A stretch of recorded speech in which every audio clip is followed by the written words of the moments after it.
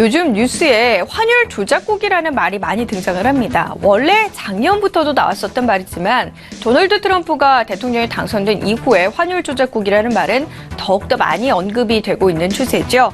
자, 환율 조작국이 무엇이길래 이토록 뉴스에서 논란이 되는 것일까요? 그래서 오늘은 그 관련 내용을 한번 준비를 해봤습니다.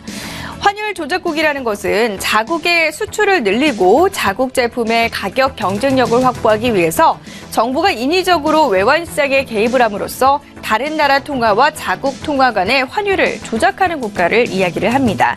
다시 말해서 환율을 조작하는 나라다 이렇게 생각하면 쉬울 것 같은데요. 나라 간 돈의 교환 비율인 환율 같은 경우는 외국 간의 거래에 있어서 상당한 영향을 받습니다. 경제에 굉장히 민감한 영향을 끼치게 되죠. 환율이 적정 가치보다 과도하게 낮으면 외환 위기를 닥칠 수 있고요. 반대로 환율이 적정 가치보다 과도하게 높게 되면 수출이 늘고 수입은 줄어들면서 경기가 활성화될 수 있습니다. 그래서 어느 나라건 간에 환율에 굉장히 민감하게 반응을 하는데요. 자, 트럼프가 환율과 관련해서 이처럼 왈가왈부하는 이유, 바로 환율이 미국의 무역 수지를 개선시키거나 또는 악화시킬 수 있기 때문입니다. 예를 들어서 좀 설명을 해볼게요. 자, 1달러에 1,000원 하던 환율이 1달러 2,000원으로 올랐다라고 가정을 해보도록 합시다. 그동안에는 1달러에 1,000원어치 가량을 이제 살 수가 있었는데 다시 말해서 이제는 1달러 2,000원 가량을 살 수 있게 된 것입니다. 그럼 어떻게 되느냐? 자, 생각을 한번 해보세요. 1달러에 1,000원짜리 물건을 사는 것과 1달러에 2,000원짜리 물건을 사는 것. 아무래도 우리나라 수출기업 입장에서는 외국 사람들이 우리나라 물건을 더욱더 많이 사는 그러한 현상이 나타날 수 있겠죠. 같은 돈으로 더욱더 큰 금액을 지불할 수 있으니까요.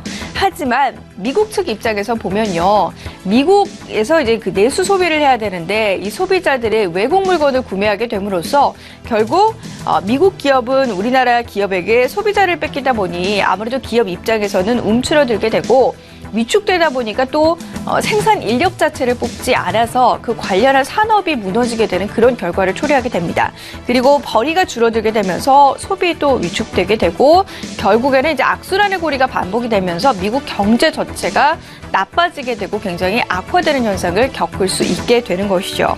미국 우선주의를 주장하고 있는 트럼프 입장에서는 사실상 이러한 문제들이 일어나면 안 되기 때문에 그냥 두고 볼 수 없어서 환율 조작국들을 정확히 이제 발견을 해내서 환율 조작국들을 가만두지 않겠다. 트럼프가 이처럼 강력하게 이야기를 하고 있는 것입니다. 자, 환율 조작국의 조건들을 좀 살펴보게 되면요.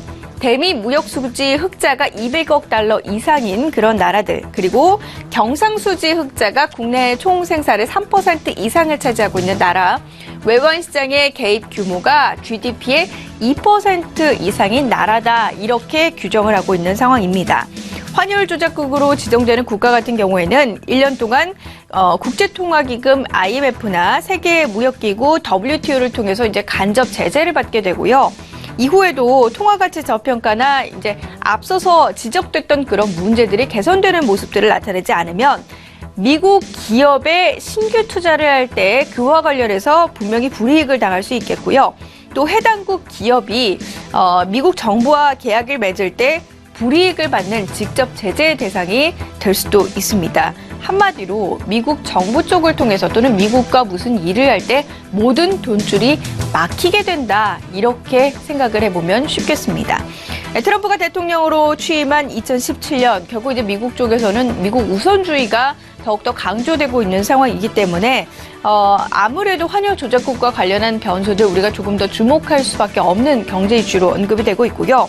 결국 이 미국 우선주의가 행정명령을 통해 지금 가속화되고 있는 상황이기 때문에 트럼프의 이런 정책 하에 시장의 움직임이 동조화되게 된다면 환율 조작국에 대한 범위가 지금은 이렇게 이야기를 하고 있지만 트럼프가 만약 이보다 조건을 더욱더 줄여버리고 세분화시켜버리게 된다면 모두가 환율 조작국으로 될 수 있어서 지금 우려가 되고 있는 것이죠.